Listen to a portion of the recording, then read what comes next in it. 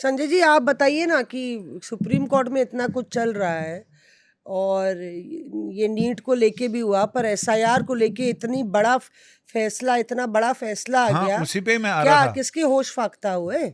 उसमें पीछे की कहानी बताइए। एसआईआर को लेके जो निर्णय आया ना, तो हमने फिर इलेक्शन कमीशन से पूछा, वहाँ जो उच्च पदस्थ सूत्र हैं उनसे पूछा कि आपको तो बड़ी खुश तो बहुत हो गया, आप राहत की सांसें ले रहे होंगे, रोम रोम राहत की सांस ले रहे हैं।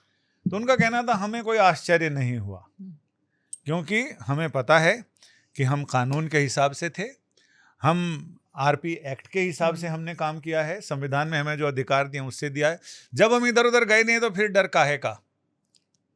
लेकिन विपक्ष लगातार ये कह रहा है कि जो विपक्ष भी और कई सारे कानून के जानकार भी, कि उन्होंने इतना कंफ्यूजिंग फैसला नहीं देखा, और ये फैसला निर्णय आगे आने वाले समय में कोई ना कोई ऐसी बेंच आएगी जो इस फैसले को पलटेगी। अच्छा।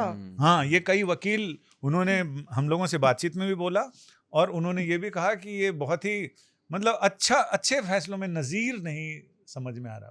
पर उसमें ये भी कहा गया ना कि एसआईआर जो है is good for the democracy, और SIR is breathing life into democracy. तो वो क्या तो सही है, क्या गलत लगा?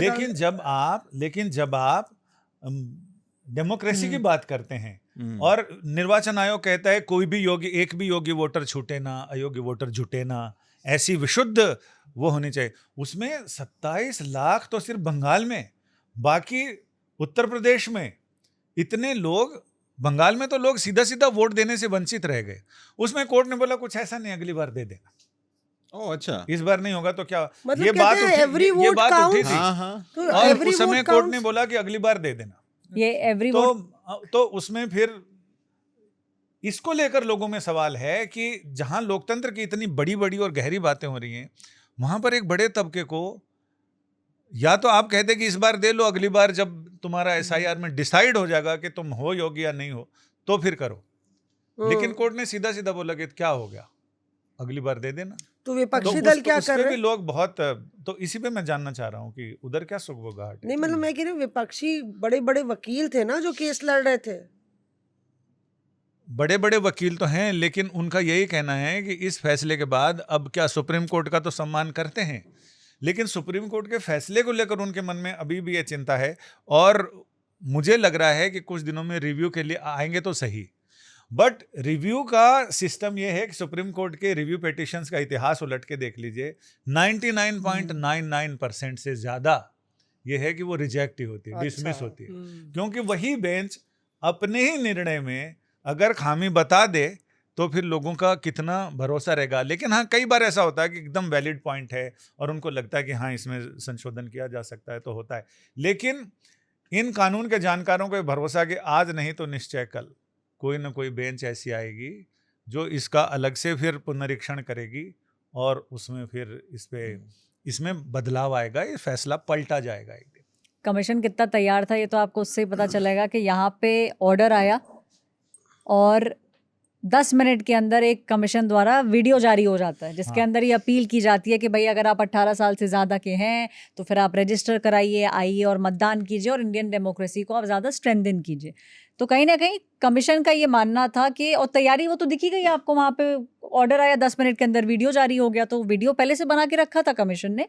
वो उनको ये था कि हम लीगली इसके अंदर कहीं गलत नहीं है, कॉन्स्टिट्यूशनली हमने किया एसआईआर जो पूरी प्रक्रिया की, और अब सुप्रीम कोर्ट का ठप्पा लग चुका है। तो देखो, दोनों ही तरफ कुछ ना कुछ मुझे लगा कि गड़बड़ है। एक तो याचिकाकर्ताओं ने जितने आरोप लगाए कोर्ट में उसके सबूत वो नहीं लेके आ पाए। सिर्फ जवानी जमा खर्च तो पूरा हुआ, लेकिन उसमें कोई चीज़ नहीं है। अब जैसे उन्होंने कहा कि बिहार में ऐसे हजारों लोग ऐसे हैं जो जिंदा हैं लेकिन उनका मरों की लिस्ट में शामिल हैं और उन लोगों के नाम काट दिए गए। कोर्ट ने कहा भैया जब हजारों लोग हैं तो 2-4-10 तो हमारे आगे लेके आओ। इन्होंने 2-4 लेके भी आए। चीजों के बीच में ना एक चीज सोचिए कि एसआईआर का मुद्दा ये कोई पश्चिम बंगाल में उठा ऐसा कोई नहीं है, नया मुद्दा ऐसा नहीं है। बिहार से ही शुरू हो गया, बिहार से शुरू हुआ। उससे पहले भी लोगों के मन में था डर कि एसआईआर आएगा, नाम कट जाएंगे और जिनको वोट, जो हमारे वोटर्स हैं उनके नाम जो है हटा दिए जाएंगे, ऐसा विपक्ष का कहना था। लेकिन ये राजनीतिक मुद्दा रहा ही नहीं। चुनाव में नहीं आया, ये कहीं नहीं आया। आप भी सोचिए कि राजनीति इस पर हुई, बहुत राजनीति हुई, पूरा का पूरा पार्लियामेंट सेशन जो है वो सिर्फ एसआईआर पर ही, रोज हम देखते थे विपक्ष के जो सांसद है खड़े होकर तख्ते लेके उस पर प्रोटेस्ट करते थे, लेकिन इसका कोई असर ना बिहार में हुआ ना पश्चिम बंगाल में हुआ। हालांकि पश्चिम बंगाल में तो इस बार पिछली बार से ज़्यादा चुनाव ज़्यादा वोटर्स निकल के सामने आए, ज़्यादा वोट पड़ गए। लेकिन मुझे ऐसा लगता है कि वोटिंग परसेंटेज थोड़ा तो बढ़ा है, लेकिन इतना भी नहीं बढ़ा जितना आंकड़ों में आता है, क्योंकि जब 100 में 60 लोग वोट करने जा रहे हैं तो 60% वोटिंग हुई। अब जब 20% नाम हट गए हैं, 80 में अगर 60 लोग जा रहे हैं तो परसेंटेज तो बढ़ जाएगा ना। इसमें नो डाउट कि युवा इसको स्टेटस सिंबल मानता है, अपनी उंगली पे निशान को, और वोट करने जाता भी है। लेकिन जितना ये आंकड़ों का खेल है ना, आंकड़ों का खेल फिर भी बाजीगरी ही रहती है। पर मुझे लगता है कि बंगाल में बड़ी जागरूकता थी, लोग जो है बहुत ज़्यादा सजग थे कि वो वोट डालना चाहते थे।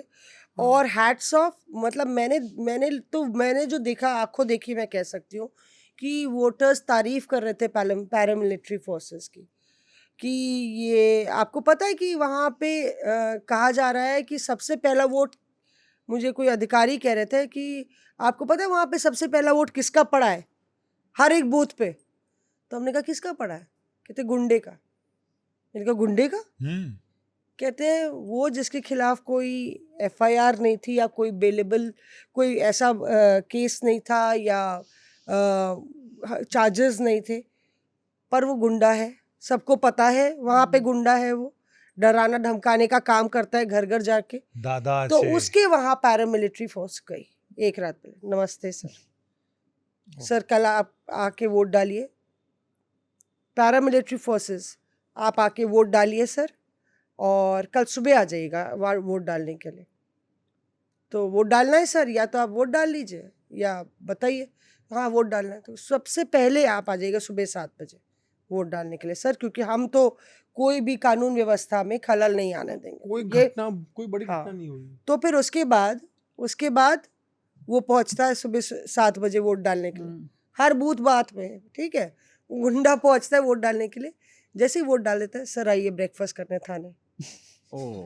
उनको थाने बैठाया जाता है, और मुझे ये अधिकारी बता रहे थे, उन बंगाल में उनको थाने बैठाया गया, ब्रेकफास्ट कराया गया, लंच कराया गया, और शाम को 6 बजे बाकायदा बोला गया कि बोलेगा thank you sir, thank you.